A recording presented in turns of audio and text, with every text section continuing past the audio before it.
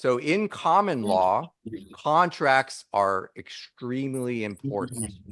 Okay. And again, we're talking about it from a common law perspective, right?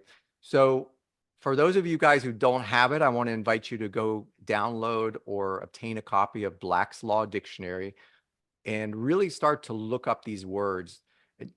Let me take a step back. You never want to assume that you know what a word means until you actually know for 100%. Because when it comes to law and commerce, when there's not a clarity of what a word means, everything falls apart. So let's look at a couple of definitions of what a contract is right from Black's Law. A contract is a promissory agreement between two or more persons that creates, modifies, or destroys a legal relation. People are making a promise to do something or to perform certain actions or to fulfill certain agreements.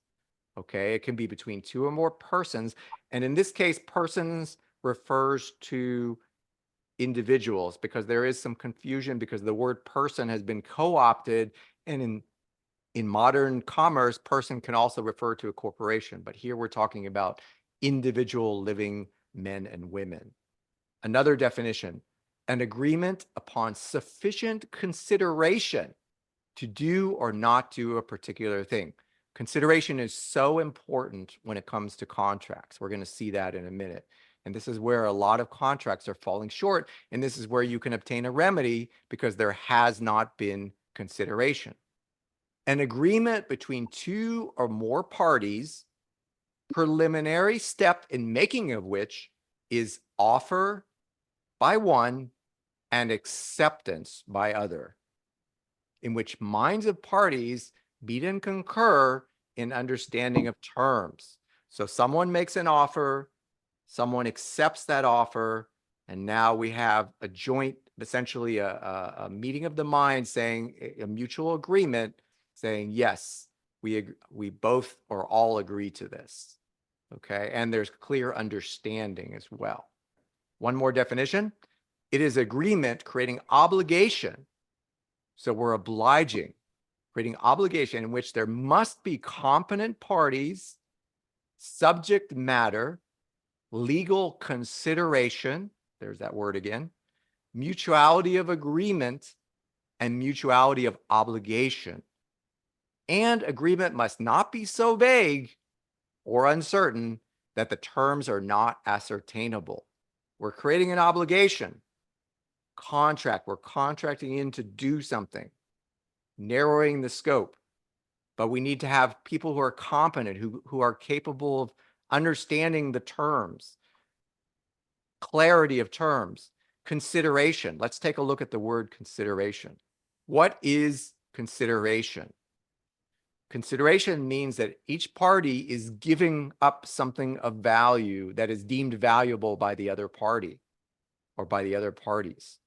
And nothing is consideration that is not regarded as such by both parties. The classic example where you have a couple fighting and one of the people says, but honey, I kept giving you all those gifts. Like that was the consideration. Well, if the spouse or the partner didn't deem those to be, they didn't expect them or they didn't ask for them, then it's not consideration. You can't impose consideration, right? It has to be mutual. It has to be deemed as a value by the other party. So the three things that are most important to have a valid contract is full disclosure of all the terms, no deception, no deception. Bankers, no deception. Government officials, no deception. Okay?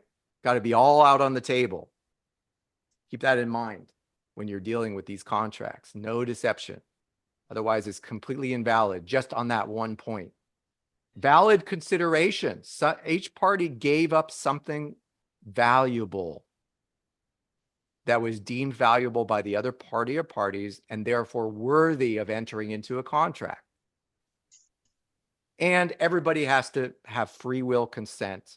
Nobody's coerced into the deal. You have to understand why this is so foundational to be successful with conditional acceptance. because you're being thrown invalid contracts all the time.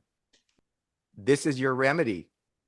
You have to be able to articulate this, and then you can go back and ask them to verify that you have a valid contract. So consideration, this is kind of my interpretation. Consideration means each party considers, meaning respects and acknowledges the needs and desires of the other party and offers up something of sufficient value for the exchange. All parties consider the contract terms to be fair or equitable.